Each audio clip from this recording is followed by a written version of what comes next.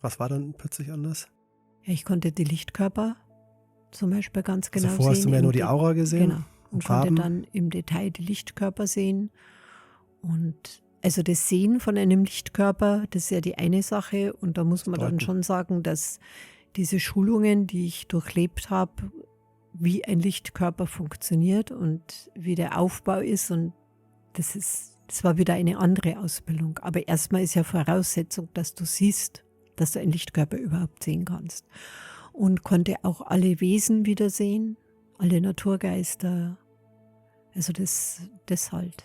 Also konnte viel energetische Felder sehen, wenn Lichtsäulen waren oder sind ja auch überall.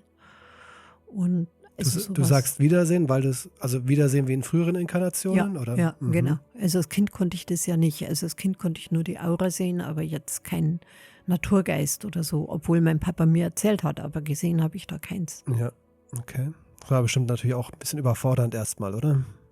Es war überhaupt alles überfordernd. Die ganzen Jahre waren überfordernd, weil ich ja nie genau wusste, wo mich die Reise hinführt. Also auch die 48 Schritte war eine einzige Überforderung erstmal, weil ich nicht 48 Schritte channeln durfte, von Anfang bis zum Ende, sondern immer nur 5 Schritte und 5 Schritte mit Kunden. Also die geistige Welt kam bei dir an, Cryon in dem Fall, und hat gesagt, du bist da, um die Menschen ins Erwachen zu führen mit den Genau. 48 Schritten. Genau. Und du wusstest aber letztendlich gar nicht, wie enden die 48 Schritte? Ich wusste weder, wie ein Schritt ausschaut, noch was ein Schritt ist, noch was der beinhaltet und weder ein Anfang noch ein Ende. Das wusste ich nicht. Also im Laufe der Zeit mit den Schritten wusste ich dann, es führt in ein Erwachen. Aber was da genau passiert, das wusste ich nicht. Also die Leute, auch du hast ja gedacht, wo wir uns kennengelernt haben, warst du ja Kunde. Ja. Gell?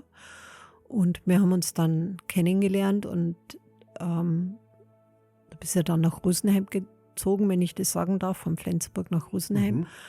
Und auch du warst erstaunt darüber, dass ich immer noch Schritte mache. Weiß nicht, ob du da noch dran erinnern kannst. Du dachtest ja auch, die sind schon fertig, die Schritte. Weiß ich nicht mehr, aber kann natürlich sein, ja. Ja.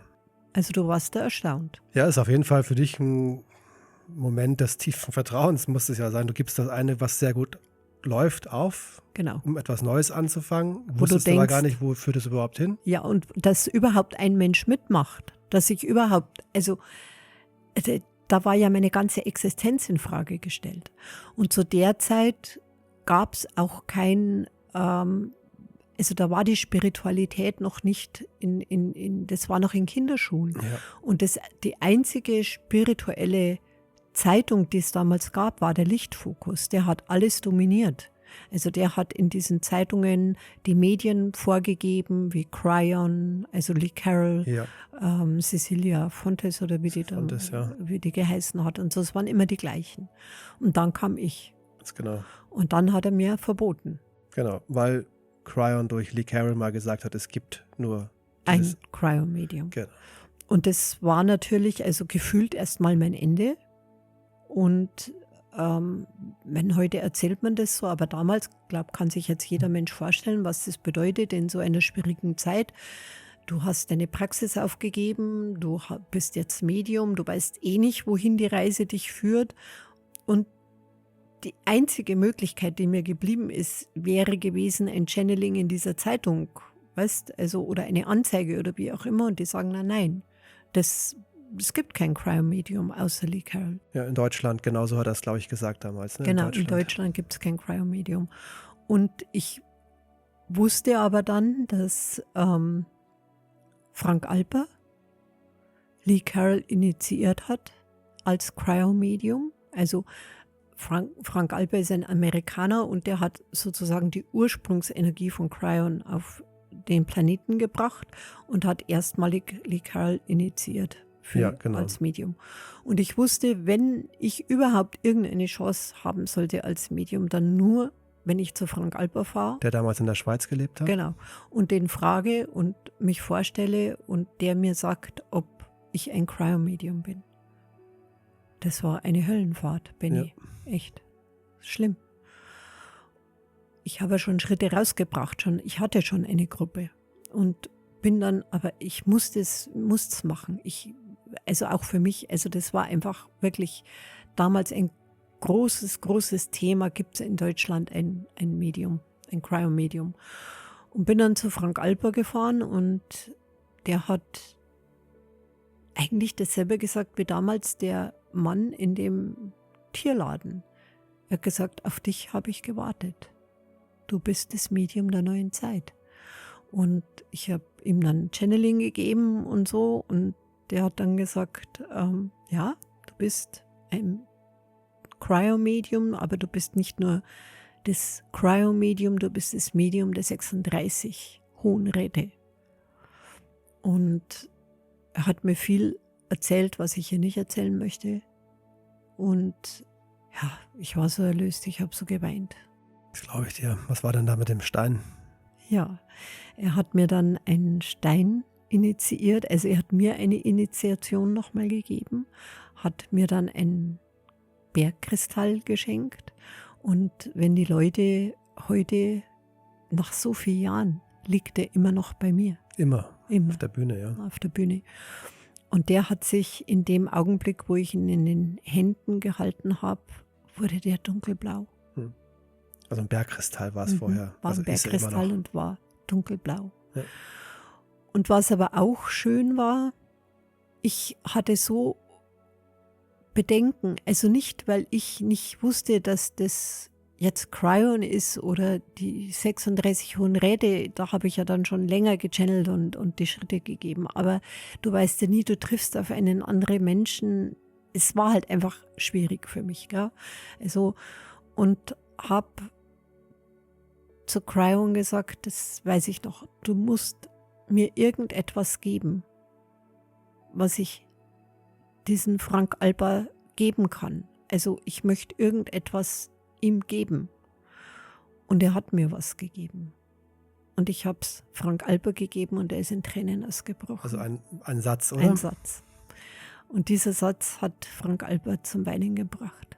Und er hat dann zu mir gesagt, niemals in seinem ganzen Leben hat es irgendein Mensch gewusst. Toll, gell? Ja, sehr berührend.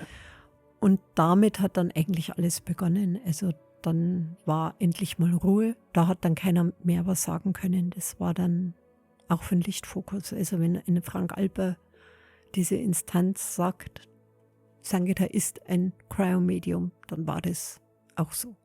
Ja, vor allem Frank Alper, das Original Cryo-Medium, ne? Ja. Also es war schon... Und sind so viele Sachen dann passiert, es wurde immer größer und dann in anderen Sprachen übersetzt und ich bin überall rumgefahren, war in Spanien und also es war wirklich viel. Und ich weiß noch, 2012 habe ich dann die Information bekommen, dass ich von einer Untergruppe der UNESCO einen Preis verliehen bekommen habe für diese 48 Schritte als die beste Ausbildung der letzten 5 Jahre oder so. Und das war in Argentinien. Und ich bin da gar nicht hingeflogen, aber einer aus Spanien ist hingeflogen. Und es hat auch tatsächlich gestimmt, aber ich habe bis heute nicht verstanden, weil die Schritte kann man ja nicht einfach anhören. Also wie die überhaupt auf das gekommen sind, weiß ich eigentlich bis heute nicht. Aber ich durfte dann zertifizieren. Das war zu dieser damaligen Zeit auch nicht normal. Das war noch weit vor 2012. War das vor 2012? Ja. War noch viel früher. Das war 2006 oder so. Ja, ich kann mir Zeiten so schlecht. Zahlen sind nicht so dein Ding. Genau, Zahlen sind nicht so mein Ding. Ja, das ist eigentlich so diese Geschichte aus meinem Leben. Und von dem Zeitpunkt zu heute als Sangita, als Sabine Sangita, ne? Würdest du sagen, da hat sich nochmal so viel verändert in dir drinne? Ja, ganz viel. Also was die Leute immer vergessen, ist, dass ich natürlich auch auf einer Erfahrungsenergie mich befinde. An einem Weg, ja. Auf einem Weg. Und damals, wo das alles ganz neu war und kamen viele Anfeindungen oder ganz lange Zeit war immer, ist das eine Sekte? Und das kann ja nicht sein. Und die macht es nur wegen am Geld. Und was sie mir da alles anhören müssen, das hat mich schon mitgenommen, das muss ich schon sagen. Natürlich. Auf menschlicher Ebene. Und dann gab es eine Zeit, wo also mein damaliger Geschäftspartner, wo wir uns getrennt haben und ich eigentlich auch gar nicht wusste, will ich das jetzt weiterführen? Also wie geht das jetzt weiter? Musste nochmal ganz von vorne irgendwie anfangen mit und so. Und damals obwohl dieser Geschäftspartner ja nur die Organisation hatte, der hatte nicht kein als Medium oder irgendwas, der hat rein die Organisation gemacht, war das für die Leute schlimm, dass wir uns getrennt haben, dass wir unseren eigenen Wege gegangen sind. Und da haben auch viele Leute damals gekündigt und komische Sachen. Also ich weiß, da gab es ja noch das Forum, ja, wo dann so. Und das war so irgendwie. Und dann gab es irgendwann die Entscheidung, wo der Kristall Mauna Oha entzündet wurde. Und da wäre ich ja fertig gewesen. Also das war so. Das war dein Auftrag eigentlich bis dahin. Bis dahin. Kristall Mauna Oha steht für Vertrauen. Für Vertrauen, dass der Planet tatsächlich nach Hause zurückgeführt wird. Es gibt nichts anderes Darüber mehr. machen wir nochmal einen anderen Podcast, Genau. weil das ein riesiges Thema ist. Und ich habe mich dann aber entschieden, also bin gebeten worden, von der geistigen Welt weiterzumachen und habe überlegt und über das alles nachgedacht und habe mich dann entschieden, weiterzumachen. Und von dem Tag an bis heute ist ganz, ganz viel passiert. Also ich habe heute, also schon seit Jahren nicht mehr, mich verletzt es nicht mehr. Also nicht mehr auf dieser Ebene wie früher. Mir ist es, also auch wenn sich das jetzt sehr, sehr krass anhört, oftmals egal, ob jemand aufhört oder nicht, außer es sind Kunden, die mir ins Herz gewachsen sind. Gell? Ich bin im Gegenteil oftmals froh, wenn jemand auch den Weg verlässt. Also es hat in der Vergangenheit immer Menschen gegeben, die waren lange dabei, aber das waren auch teilweise so Menschen, die sich eingemischt haben, also die so dominant waren. Und das gibt es heute alles nicht mehr. Ich habe ein super Team, bin heute alleine. Also mit Heiko natürlich, aber alleine ohne Geschäftspartner. Und bin froh, dass ich mich so entschieden habe und kann wirklich sagen, dass ich in den ganzen Jahren nicht einmal meine Wahrhaftigkeit verloren habe. Und heute könnte ich natürlich jeden Tag aufhören. Ich hätte genug gearbeitet. Ja, aber es wäre auch sehr schade. Ja, ich mache es auch nicht, weil ich den Leuten versprochen habe, dass ich sie nach Quintas führe. Und du kennst mich. Wenn ich etwas verspreche, das ist in mir, das geht gar nicht anders. Also da müsste schon irgendwas passieren, aber es bleibe schon noch da. Ja. Gibt es noch irgendetwas, was sich seit der Öffnung deines dritten Auges auf der spirituellen Ebene nochmal so ganz prägnant verändert hat in den Jahren darauf? Ja. In dir, wo nochmal was freigeschaltet worden ist, was dir vorher gar nicht so bewusst war? Ja, materialisieren. Also das habe ich ja in meiner Ausbildung mit meinem Lehrer, war das ein großes Thema. Das war ja noch davor dann sozusagen. Ach so, du meinst danach? Ja. Also ich frage halt deswegen, ich meine, wir gehen jetzt diesen Weg schon seit, keine Ahnung, 21, 22 Jahren zusammen und es geht ja, man achtet eigentlich, du bist einfach das Medium und ne, du machst halt deine Arbeit und so. Man fragt dich eigentlich gar nicht, was ist eigentlich mit dir und mit deinem Weg, den gehst du ja auch gleichzeitig. Ja. Ne? Was passiert bei dir? Man ist ja oft mit sich selbst so beschäftigt dann halt auch, ne? Genau, aber du erzählst eigentlich kaum so richtig was in dir vorgeht, was sich freischaltet in all den Jahren. Und ich glaube, es ist aber auch ein bisschen schwierig, weil es auch da vielleicht wieder ein bisschen so ins multidimensionale Wirken auch geht. Und dann wird es halt schwierig, das zu erklären, das verstehe ich schon. Aber versuchen kann man es ja mal. Also ich habe es in einem Podcast ja gesagt, dass die Energiebündelungen oftmals mit so viel Geschwindigkeit kommen. Und ich wäre ja geöffnet bei einem Channeling, also zur Vorbereitung. Und das spüre ich natürlich auch. Also das kam ja in einem Podcast wie bei einem Walk-in. Also das ist schon heftig. Es ist nicht so, dass ich diese Energieentwicklung nicht fühle oder spüre, aber ich bin natürlich auch anders durch meine Arbeit damit verbunden wie die meisten Menschen. Also es ist ja eigentlich mein Leben. Also das Leben als Sanghita bestimmt alles eigentlich. Und der kleine Rest, der übrig bleibt, das ist das, wenn ich Eisessen gehe oder schwimmen gehe oder häkelst oder zeichne. Ja, danke dir. Ja. Für die vielen Jahre.